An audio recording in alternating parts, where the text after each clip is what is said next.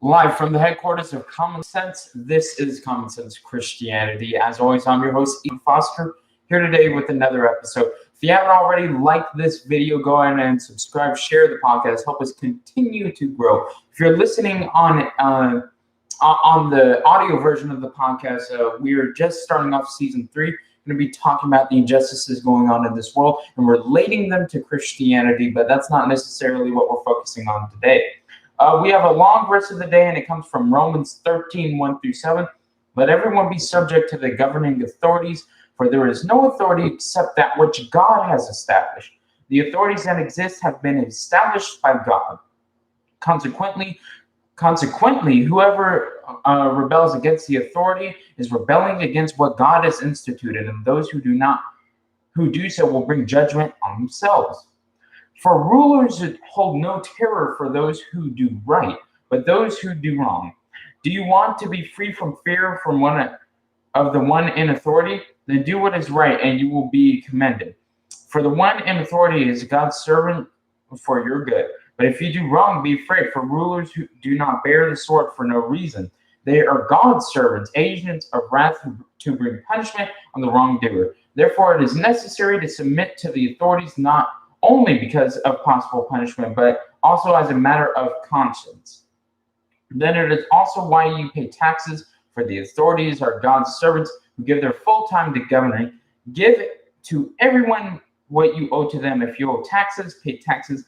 If revenue, then revenue. If respect, then respect. If honor, then honor. Again, that is Romans 13, 1-7. A lot of important lessons here that we need to learn as a culture today. The title of the video is, Was America Ever Great? And I think now is more important than ever to have this discussion. Past few weeks, you have seen countless different things going on in this country. The murder of George Floyd, to the massive riots and protests, to political unrest. We must ask ourselves, is the country that was founded 250 years ago, was it ever great? And if it was, who was it great for? Who got to have the opportunities that were granted in the Constitution and the Declaration of Independence? And if there are people excluded from this, then how can we make it applicable to them? There is a lot of interesting questions to dive into. First off, what is so great about America? We must ask ourselves this. Now, we have freedom of speech, freedom of religion, freedom to associate with whoever we want to associate with. That's a beautiful thing. No country has ever came up with this right. And these rights are granted to us by God. If you believe in American philosophy. So those rights were instituted in the Constitution, the First Amendment. So that is what makes America great. The idea of freedom, the idea of personal responsibility, of individualism. That's what made America great in the first place. Now, of course, just like everything in human history, it was corrupted. It has its flaws. Because when men are in charge of things that are of God, the rights granted by God, natural rights, then obviously it becomes corrupted. It becomes flawed because man is himself flawed. So we cannot expect the system to be perfect. And that's where I'm going to get to right now. Who was America? What was America great for? Who was it for? Who were these rights granted to? Obviously, many people in this country of ours, their rights were held back because somehow the color of their skin made them less human or not even human in the eyes of the white man back then. So they didn't have these rights granted to them. Now, obviously, they were human. They were just humans, as much humans as Thomas Jefferson, George Washington, etc. But people didn't see it that way. And this was America's flaw. It was a flaw in American philosophy at that point in time. But we are trying to become a more perfect union, correct? As described in the Declaration of Independence and the Constitution. We are constantly moving forward in order to form a more perfect Constitution. So we improved. We fought a civil war over the division of the Union, and it became an issue of slavery. So we abolished slavery. Now, that was a success of American philosophy. But then we failed again, sharecropping. We had a different sort of slavery until the 1940s and 50s, and maybe even further than that. And that was another fault of our American ideals. That was another fault. We have to be honest with ourselves, looking back on history, looking back at our successes and failures.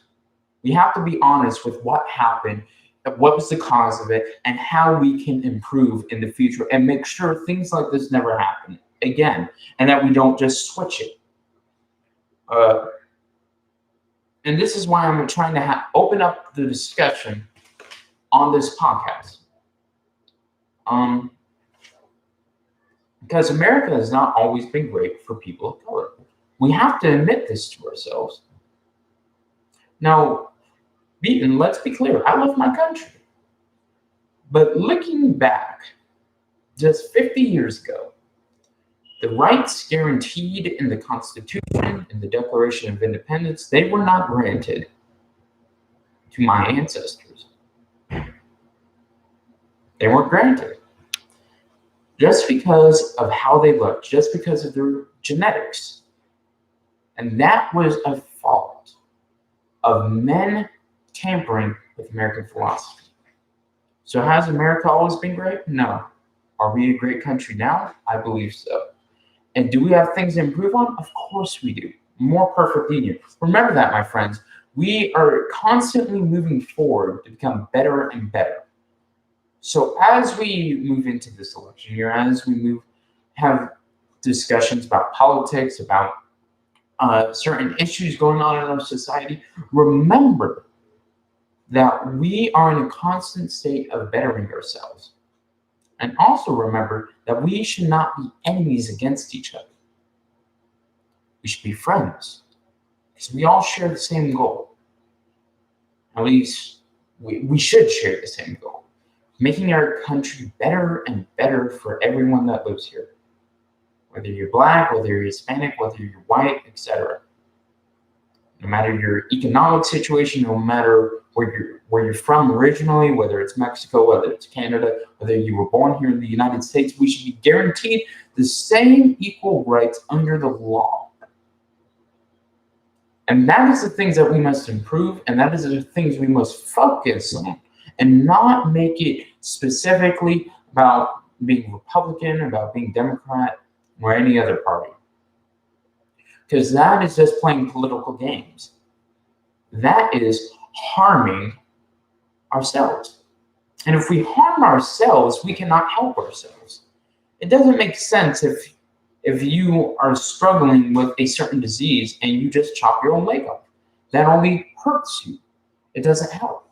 And that's what we are doing with right now. We have a cancer called racism in some people's hearts in this country and in many countries around the world. But right now, we're just chopping our leg off in order to supposedly weed out the cancer.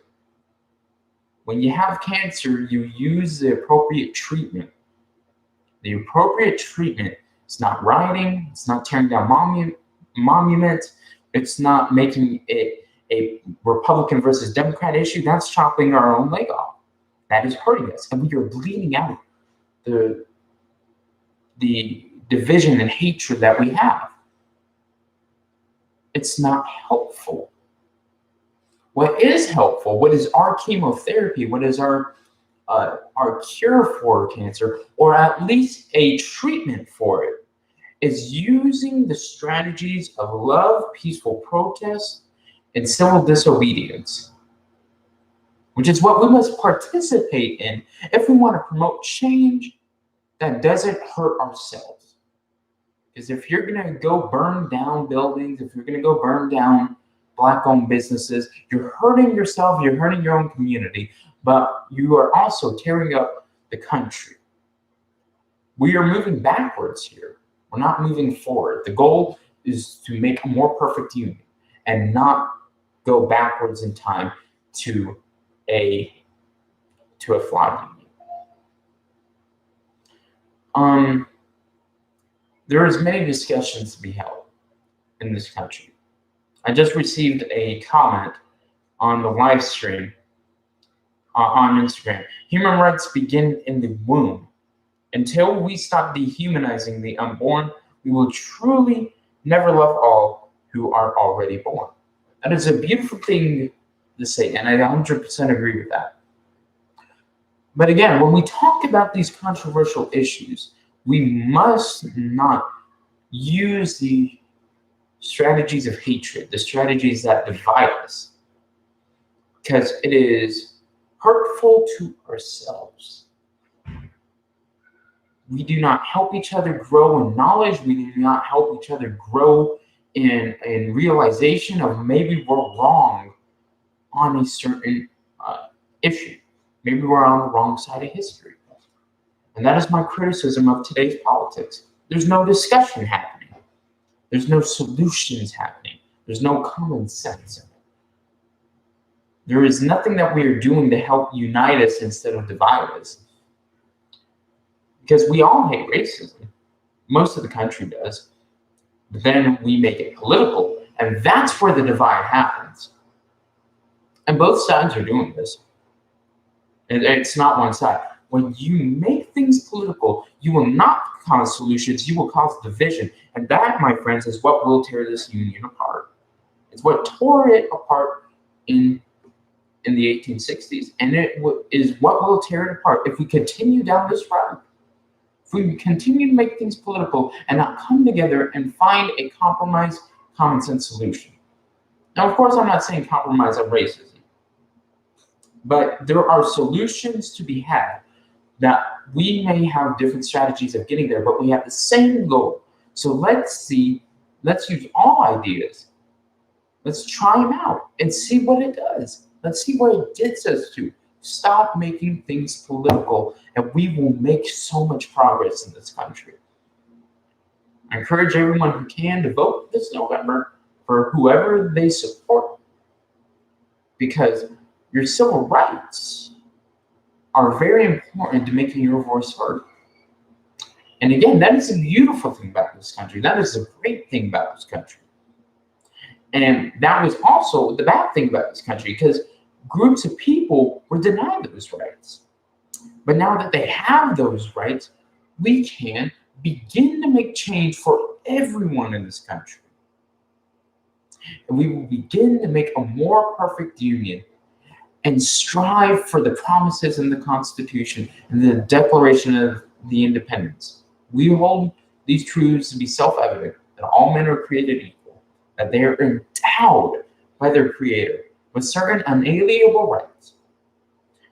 And among these are life, liberty, and the pursuit of happiness. Those three things are the most important things in America. The most important things. So if we remember that, we will begin to make change, and we will begin to make America a fair and beautiful and great place for all of us to live in. Thank you guys for listening to this episode of Common Sense Christianity. Make sure you subscribe to the YouTube channel. Go check out the podcast. Put in a lot of stuff up. Go onto our Instagram. Follow us on there. Continue to pray for the country. We need the prayer. Pray for all the situations going on in Yemen, going on across the world. Pray that we could deal with the coronavirus appropriately. Please wear a mask. Please try and social distance when you can. But also, you don't need to be locked indoors all day. Try and get out, have some fun. Go for a run or a nice walk or something. Maybe a hike if you're here in Utah. And I think that is about all I have for you. Stay safe, guys. I'm praying for you. Please pray for me and the ministry. Make sure you visit our website, csepodcast.org. check this stuff out that we have on there. And until next time, I'm Ethan Foster here with Common Sense Christianity.